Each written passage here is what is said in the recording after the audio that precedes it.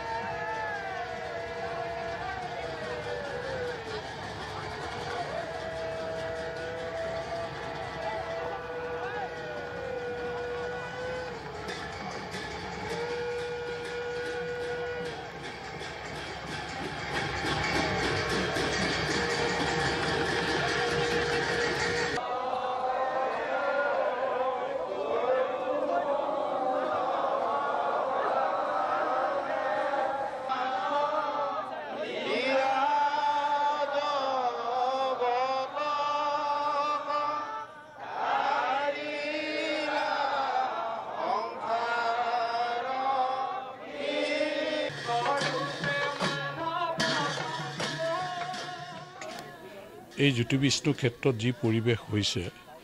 আমি কিমান আনন্দিত হৈছোঁ আসলে ক'বলৈ ভাষা নাই আমাৰ জামুগুৰি অঞ্চলৰ ঐতিহ্য আছে বাৰেচৰীয়া ভাওনা পতা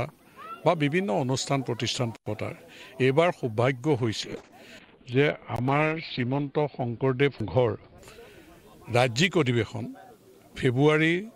২৬, ৬, ৭, ৮ ইয়াত অনুষ্ঠিত হ'ব আৰু ইয়াত ইতিমধ্যে আজিৰ দিনটোত লাইখুটা স্থাপন শ্ৰীমন্ত শংকৰদেৱ সংঘৰ পদাধিকাৰ বাপগৰাকীয়ে নিজে লাইখুটা স্থাপন কৰিছে আৰু ইয়াত শ্ৰীমন্ত শংকৰদেৱ সংঘৰ ৰাজ্যিক সমিতিৰ বিষয়ববীয়া উপপদাধিকাৰকে ধৰি সকলো আহিছে ইয়াত